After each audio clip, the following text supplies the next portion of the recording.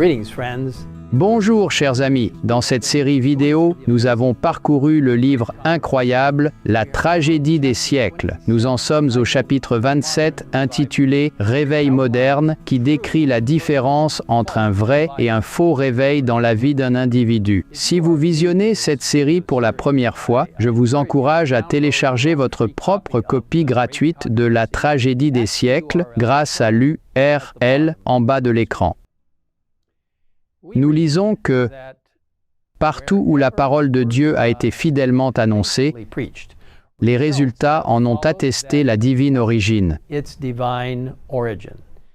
Parce que, chers amis, la Bible expose notre besoin et fournit la solution. Mais avant de pouvoir apprécier la valeur de la solution offerte, notre première étape est de réaliser que nous ne pouvons pas nous sauver nous-mêmes. Lorsque Dieu a créé les êtres humains, nous étions en parfaite harmonie avec lui. Mais lorsque le péché est apparu, il nous a séparés de notre Créateur. Cependant, le plan de rédemption cherche à nous ramener à cette harmonie avec lui. Le premier pas vers la réconciliation avec Dieu, c'est la conviction du péché. Nous lisons en 1 Jean 3,4 que le péché est la transgression de la loi. Et Romains 3,20 nous dit « C'est par la loi que vient la connaissance du péché. En nous regardant dans le miroir de la loi de Dieu, la loi nous révèle nos péchés. En revanche, elle ne fournit pas de remède. » Si elle promet la vie à celui qui obéit, elle prononce la peine de mort contre les transgresseurs. Seul l'Évangile peut purifier des souillures du péché.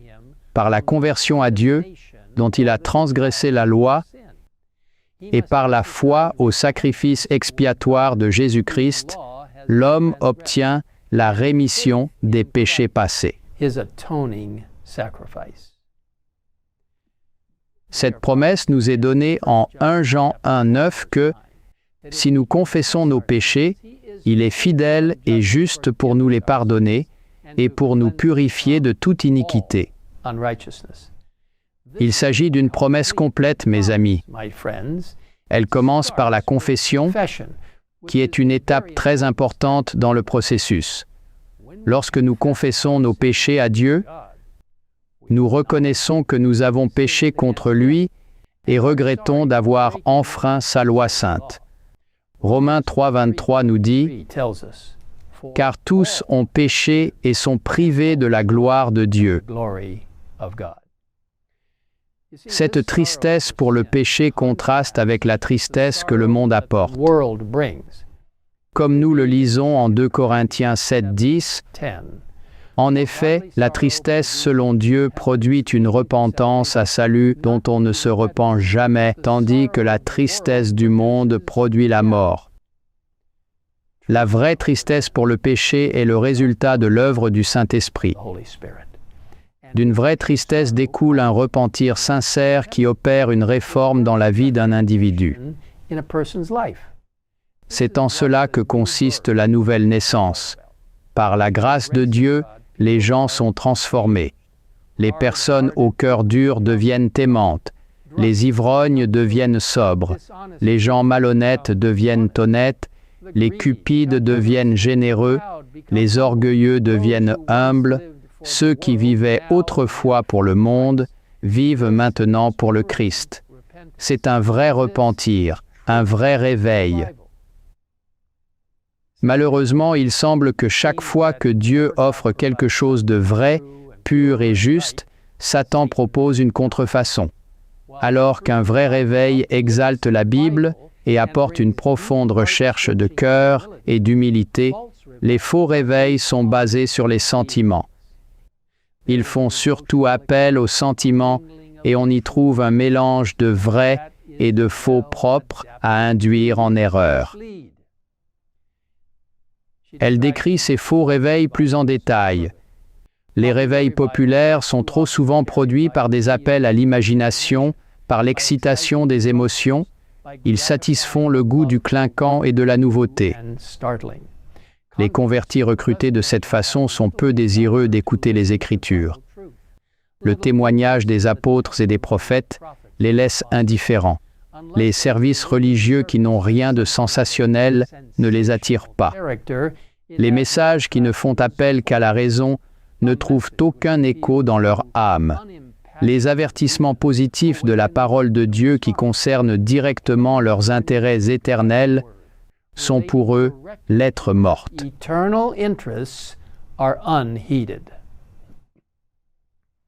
Ces faux réveils sont généralement accompagnés de musique qui joue sur les émotions, contournant souvent le lobe frontal de la raison, ce qui rend plus facile d'accepter un faux évangile. Cependant, on nous a dit que personne n'a besoin d'être trompé. Il n'est pas difficile, à la lumière de la parole de Dieu, de déterminer la nature de ces mouvements. On peut être sûr que la bénédiction de Dieu n'est pas là où l'on néglige le témoignage des Écritures et où l'on se détourne des vérités qui exigent le renoncement et la séparation du monde.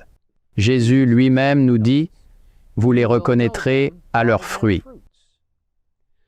Bien que Satan apporte ses contrefaçons, nous savons qu'à la fin, la vérité de Dieu triomphera. Nous sommes promis que, aussi, avant que les jugements de Dieu fondent sur la terre, il y aura au sein de son peuple un réveil de la piété primitive tel qu'on n'en a pas vu depuis les jours des apôtres.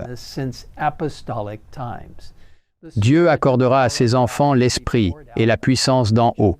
Alors, de nombreuses âmes sortiront des églises où l'amour du monde a supplanté l'amour de Dieu et de sa parole.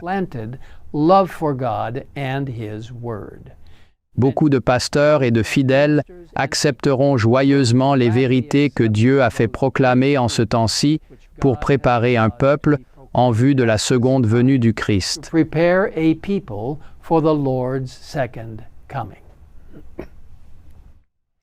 Mes frères et sœurs, nous vivons des moments palpitants. C'est maintenant le moment de nous assurer que nous sommes en accord avec le Seigneur.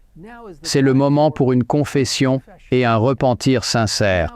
C'est le moment de demander au Seigneur de réaliser sa promesse en nous, trouvée dans Ézéchiel 36, 25, 27. « Je répandrai sur vous une eau pure, et vous serez purifiés. Je vous purifierai de toutes vos souillures et de toutes vos idoles. Je vous donnerai un cœur nouveau, et je mettrai en vous un esprit nouveau. J'ôterai de votre corps le cœur de pierre, et je vous donnerai un cœur de chair. Je mettrai mon esprit en vous, et je ferai en sorte que vous suiviez mes ordonnances, et que vous observiez et pratiquiez mes lois. » Je vous invite à prier avec moi. Père céleste, nous te demandons d'enlever nos cœurs de pierre et de nous donner des cœurs vivants de chair qui t'obéiront et te suivront totalement. Seigneur, nous te sommes infiniment reconnaissants pour la parole de Dieu, pour la clarté de la vérité dans la Bible. Bénis tous ceux qui étudient la parole de Dieu, ceux qui lisent ce livre, la tragédie des siècles. Nous les plaçons sous ta protection, alors qu'ils découvrent chaque jour davantage de vérité. Envoie le Saint-Esprit pour nous aider à comprendre pleinement notre rôle dans les derniers jours de l'histoire de la Terre et notre relation importante avec toi, une relation salutaire. Nous demandons tout cela au nom puissant et tout-puissant de celui par qui tout est possible. Au nom de Jésus-Christ, notre Seigneur. Amen. Amen.